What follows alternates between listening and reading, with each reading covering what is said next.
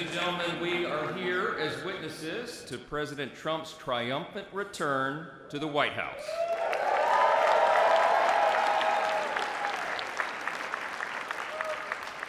Right now, already this morning, you can feel it around the country. We certainly felt it here in the city.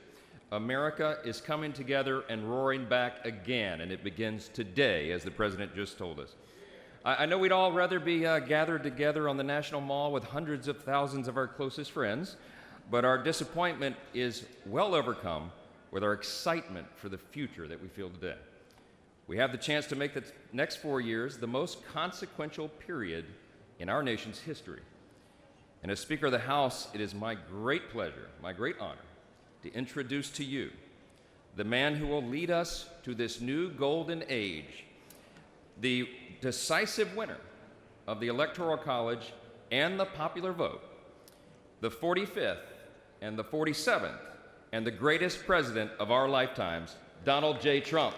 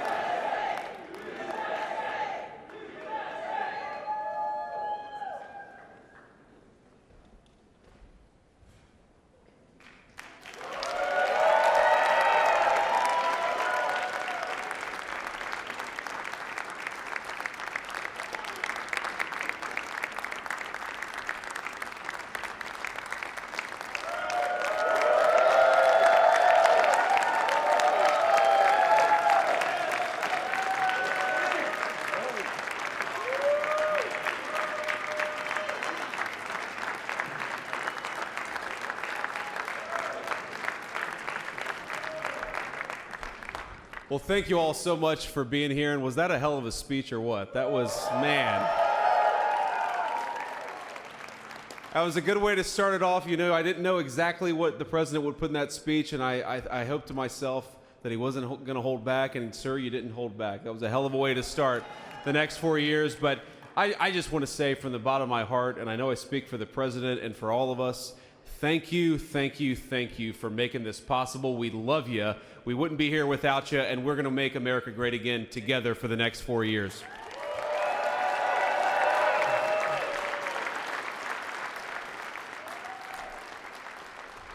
And the last thing I'll say is, you know, having stood outside for about 5 minutes to wave goodbye to the Bidens, thank God we moved that thing indoors, because it was a beautiful ceremony and it was cold as hell outside. So, sir, the 45th and 47th President of the United States, Donald J. Trump.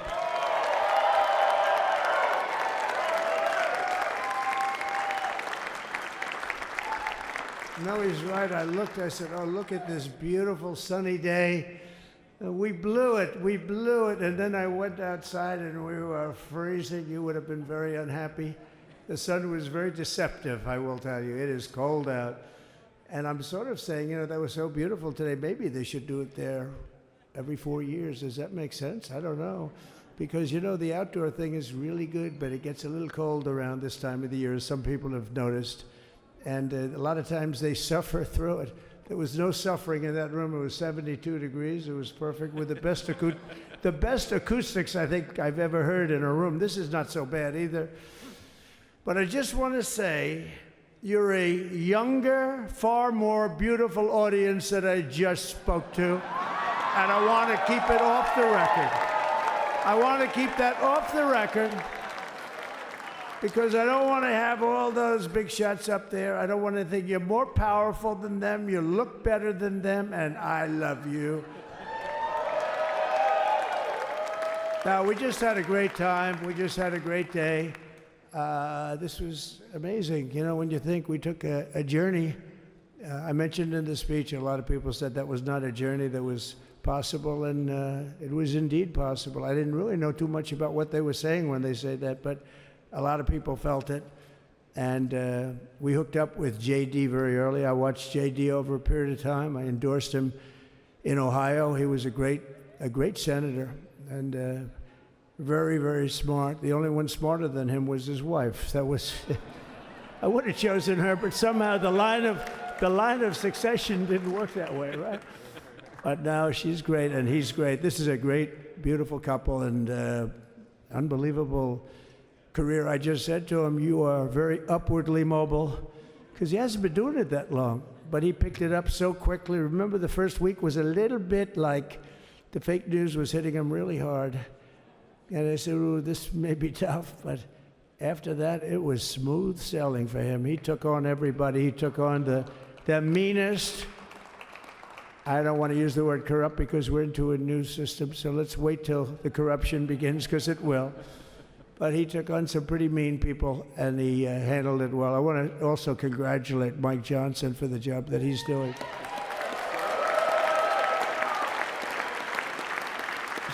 Steve, we gave him a majority of almost nothing, and then I said, to make it tougher on him, let me take 2 or 3 of the people, right?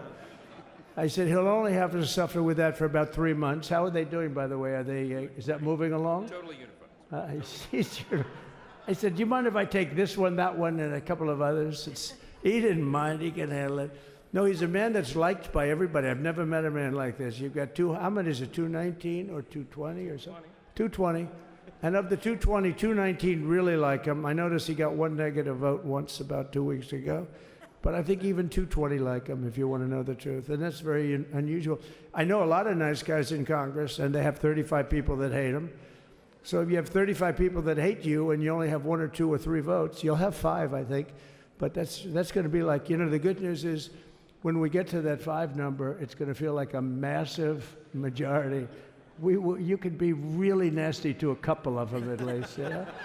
So it's going to feel like hitting your head on the wall and stopping. It feels so good to stop. But he's done a fantastic job. And Steve Scalise is, he's our hero because, you know, I was with him. You talk about being shot.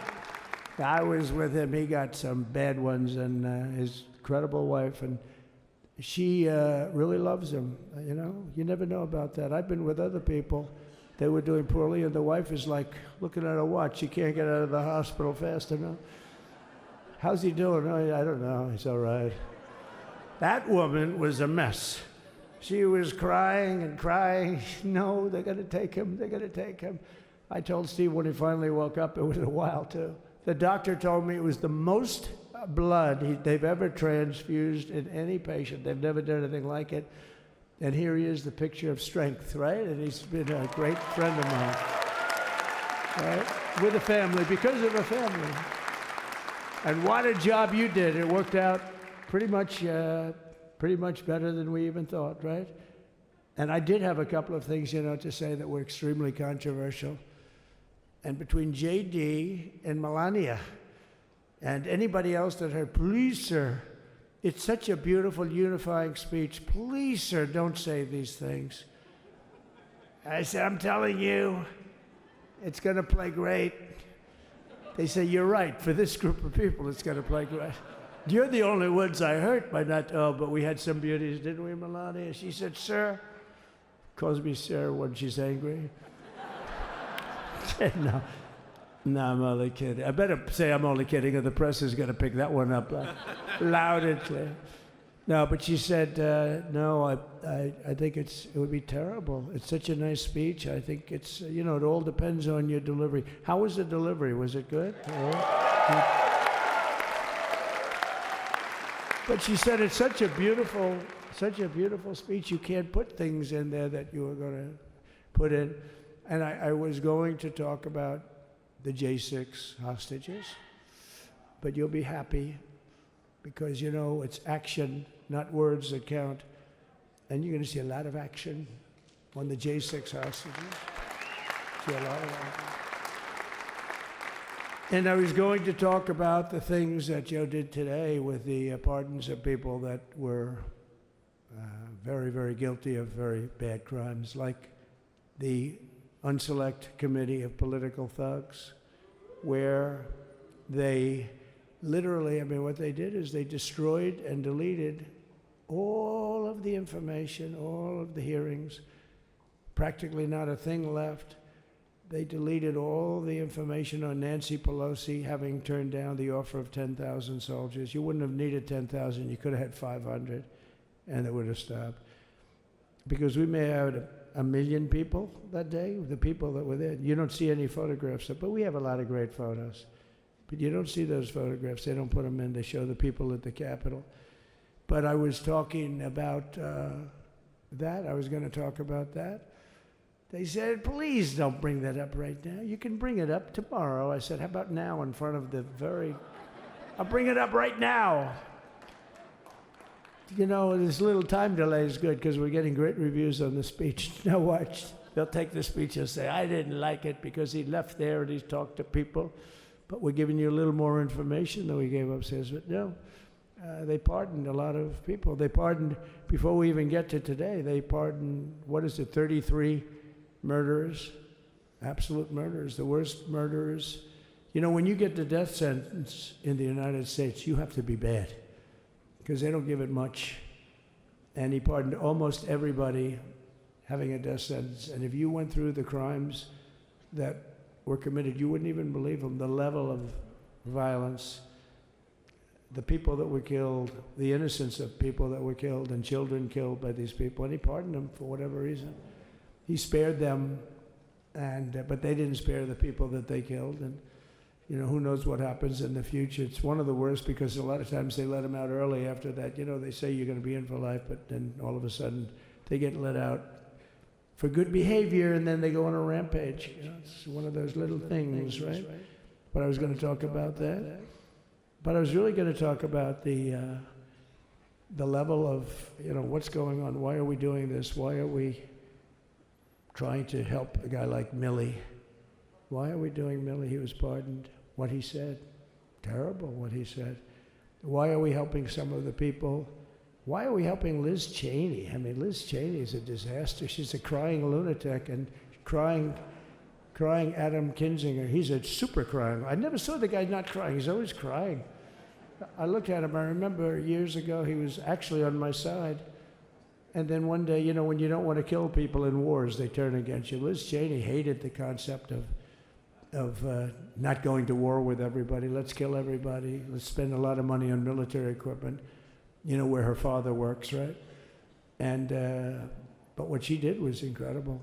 Think of it. They destroyed and deleted all of that information that went on for almost 2 years against Trump. And the reason they did, because it was all false, like the person that said, I tried to strangle a Secret Service agent. That's one of the toughest human beings I think I've ever seen.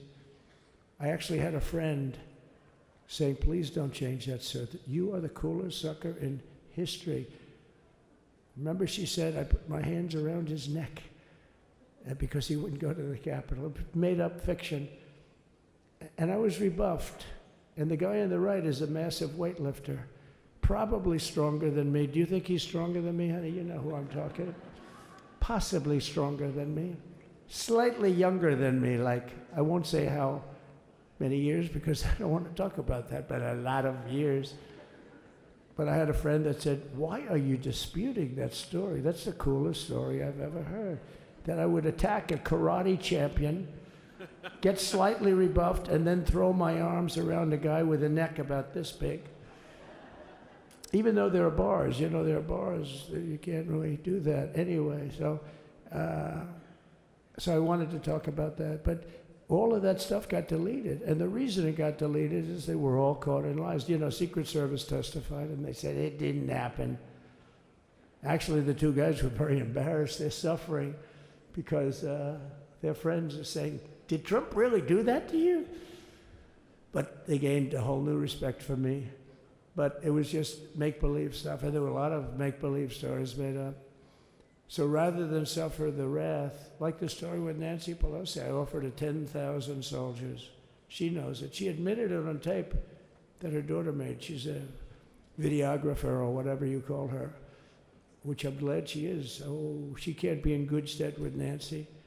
But Nancy said it was my responsibility as she's leaving the Capitol. She said it was, and it was. She's in charge of security at the Capitol. But I offered them up to 10,000 soldiers, even more. One time I said more, as many as you need. But you needed 400 or 500. If 4 or 5, you 10,000, that would be more than the number of people there by lot.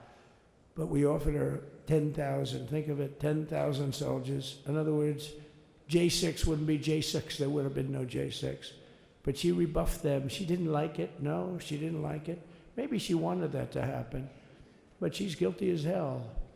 And now we would have to go through the process because they destroyed all evidence. They deleted everything. There's virtually nothing left. The other fake story and so many other fake stories. And many people came out on our side. And those people now would got to find them. There's nothing left. So that's a criminal offense. If that were a civil case, it would be a criminal offense. If that happened civilly where you did that, it would be a criminal offense.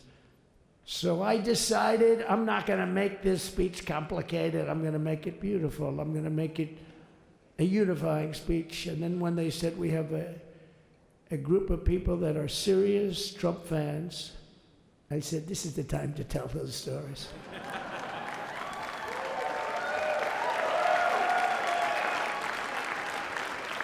He knows. So anyway, but seriously, I'd like to, I think it was a tremendous success. I think we're very lucky we put it inside because it is really cold. We just went to the helicopter out of respect to something that's taken place for a long time. I guess it's as old as helicopters. You used to get into a stagecoach, now you get into a helicopter. Times change. But it's pretty old custom. And it's a beautiful custom, actually. It's a beautiful custom. I wish we could have had a better relationship. I wish we could have had a better relationship between Republicans and Democrats. I was with Senator Schumer. I said, Chuck, I think it's time we all start getting along a little bit because it doesn't make sense. I mean, we literally never get a Democrat vote. They never get a Republican vote, almost. And although there is a bill coming up very shortly that we have a lot of Democrat votes, right? That's going to be a very beautiful bill. We're going to have a deciding, I would say, within a week or so, I think. And it's going to be a very good bill. You all know what I'm talking about. So I just want to thank you all for being here. You have been our fans from day one. All these people all over. You've been our fans. This has been there's never been anything like it. There's never been anything like it. This has been a movement like no movement ever in history for probably any country, let alone this country. You know, if somebody's running for president, and if they go out and they announce they're going to Arizona, they're going to Nevada, they're going to someplace, if you have 200 or 300 people, that would be standard. Ronald Reagan would go out. I mean, outside of the last couple of days where people get a little excited, but even then you have a couple of thousand people. But if you're going to go someplace, any place, any one of the swing states, any one of the other states, I mean, how about the non-swing states? We won Alabama by 48 points. We won Tennessee by massive numbers. Wyoming, we won by numbers that are, nobody's ever seen numbers like that. And, you know, places like California, we did great, but when they send out like 38 million ballots, and nobody knows where the hell they're sending them, and then they come pouring back, the whole thing. You know, they passed a law in California that if you work in an election bureau and if you so much as ask for a voter ID, if you say, sir, ma'am, could I please look at your voter ID? They have the right to put you in jail. You're a criminal. Can you believe that? There's only one reason that happens. They want to cheat. So they had it where voter ID wasn't accepted. But now if you even ask for it, this is seriously a bill that was just signed, passed in their legislature, and it was signed. And I think when we get things cleaned up and we get back to a little bit of normalcy, I'm going to ask the speaker to really get involved because I think we would have won the state of California because, you know, if you look at my numbers with Hispanic, we're at 56%. And we won the Texas border that had never been won. As the governor said, he's doing a good job, the governor, by the way, of Texas. But as the governor said, it hasn't, oh, did I get lucky? Did I get lucky? Supposing I said, you know, he's not here, but the governor of Texas has done a terrible job. Wow, look at you. You mean we couldn't get you up in the front row? I'll tell you. Supposing I said, JD, the governor of Texas, he's not doing his job. You heard what I said. See, I didn't know you were there. I said he's doing a great job. He's doing a phenomenal job. But now you're going to have a partner that's going to work with you because you didn't have, not only didn't he have a partner, he had people selling the wall, right? We have a fence structure that we worked on, the governor worked on with me. And I didn't love it, to be honest with you. I wanted a nice precast concrete, you know, 40, 50 feet high, like a beautiful, could have been a T-shape, Y-shape. I love construction. I wanted that sucker to go up maybe 50, 60 feet. It would have looked beautiful, a nice Y shape. And they said, the problem is, sir, they climbed that like a rabbit. I said, what do you mean? No way. And they brought some of these guys out. They climbed it like... And the other thing is you hit it with acid and the thing will disintegrate. You know, they have things for concrete. So they needed very hardened steel, very special steel. And then they needed 7,000-pound concrete inside that steel, you know, inside that steel. And then they have a rebar that's the toughest steel made. Very hard to cut. So this is why very little is cut. I mean, it's right. And then they put a anti-climb panel on top. I hated it. I said, it's so unattractive. And I said, why would that work? I don't believe it works. And I went to watch the Border Patrol, gave a display. We had actually 2 sets of climbers. The guys that climb up walls with drugs on their back, I mean, they got like 60, 70 pounds of drug, and they go as fast as you can walk. They go bip, bip, bip. Or we have Mount Everest type climbers. And honestly, the drug guys were much better. I couldn't believe it. The drug guys blew them away, right? But it's true, the anti-climb panel, they couldn't get around it. They just couldn't. When you didn't have it. So sometimes you sacrifice beauty for efficiency. And we did. So we built this wall, and we built over 500 miles of wall. That's why we had such good numbers. The famous chart that came down, very thankfully, the chart that came down on my right, Governor. Had I not looked over there, I'm not speaking right now. You might be speaking here. You want to know the truth? You, JD, you've got a lot of great people in this party, but I got very lucky, but we had the best numbers we've ever had. But I bought, you know what happens is when you fill it up, it's like water. You fill it up. Now we have 571 miles of wall.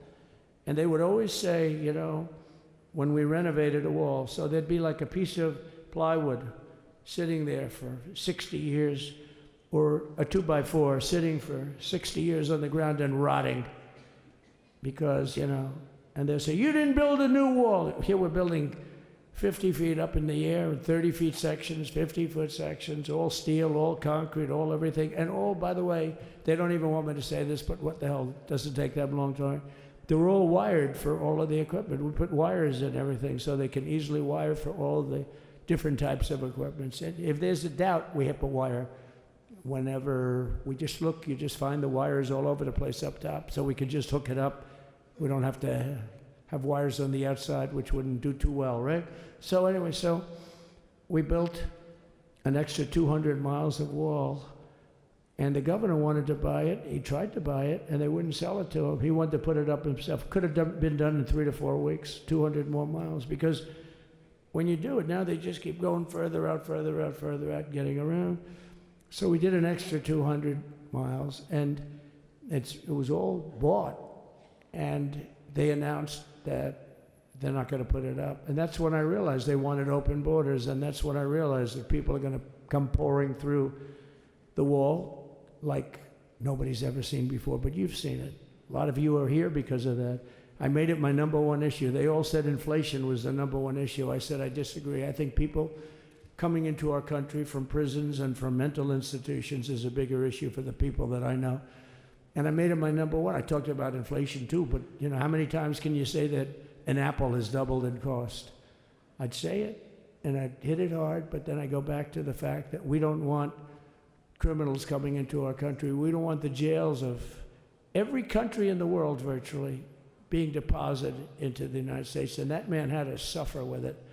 And he did an unbelievable job. I'll tell you, he was a very popular governor, but now he's like an unbeatable governor because of your border policies. He was fantastic. And he really was. So. Governor Abbott is he's a great man, a great leader. And but it did make him very more. Did you do it? You didn't do that for politics. You did it because you wanted to do the right thing. But I'll tell you, it sure as hell worked for politics too. It's self-preservation. That's right. But no, because the people are demanding it. The people of Texas are demanding it. The people are demanding it all over. So anyway, so we built it, and they wouldn't let us use it. They wouldn't let the governor use it, and other governors, they wouldn't let him use it. But he was the leader of the pack and did a great job. And then we heard about a month ago that not only wouldn't they let us use it, they were selling it. They were going to sell it for 5 cents on the dollar. Now, 5 cents on the dollar then, but today it would cost more than twice as much to build because we bought it like 6 years ago. And it was just sitting on the ground, and that does not do well for the whole thing. But it was just sitting on the ground, and I heard about it, and I called the governor, and I called a lot of people, your attorney general. And here's the story. They were going to buy it, and these are great business people. They were going to buy it for 5 cents on the dollar or less, and they were calling us up, we'll sell it to you for 200 cents on the dollar. In other words, it will cost you twice as much, so it's 200 cents on the dollar. I said, can somebody explain that to a judge? I mean, how corrupt is that? You'd think they'd say, maybe we'll sell it to you for 20 cents, 30 cents, but not 200 cents. So they were going to buy something for 5 cents, and they were going to sell it to us for a fortune. They were going to make it would be, they'd have it down that in Fortune magazine, they'd put it of the deal of the year, okay? You buy something like that. But it was so corrupt and so horrible. And when we told that to the administration, they didn't care. They just kept going forward. They couldn't care less. And they kept going forward. They knew that they were trying to sell it back to us. They would have sold it back to us. You would have ended up buying it. You would have paid probably 50, 60 cents, who knows. But they were going to use it for scrap metal, but then they made a much better deal. They could just buy it and sell it to us for 15, 20 times what they paid. 20 times, think of it, like 20 times what they paid. And we wouldn't let it happen. And the governor with his attorney general, Ken Paxton, they made a fantastic, they're a good lawyer. He's pushed around pretty good by people, right? I said, you got a great attorney general. They should leave him alone. He was with me. But Ken and the governor went to court, and a judge actually became incensed and actually called for an investigation. How could a thing like this happen? So he stopped it. So we're waiting to put that wall up. And now that you have a new president, that wall will go up so fast. The governor will complain, sir. This is Greg Abbott, sir. Please, the wall is going up too fast. Please don't do that. You know the story about winning. No, we're going to win too much. We're winning too much. Please, let's stop. People always love that one. We'll do this with the wall. Governor Abbott calls, sir, the wall is going up too fast. We can't take it. We just can't take it. No, I think you'll be very happy if the wall goes up too fast, right? But we'll get that done, and we'll work with you on that. But it was a great decision by a great Texas judge, right? And it was beautiful, beautiful to watch. He stopped them right in their track. I mean, they were literally loading this stuff onto trucks. It was terrible. Honestly, it was terrible. And he wouldn't take it. So I'm so glad I mentioned that they have a really good governor in Texas. And I swear, I didn't know he was here. I swear to you, it sounds like a setup. I didn't know you would end. Did I get lucky? I said the right thing. Because there have been moments when I wasn't so happy with him, you know? But not too many, I can tell you that. So anyway, it's good to see you too, Governor. Great. But I just want to thank everybody. You've been incredible. I recognize so many of you. It's so crazy.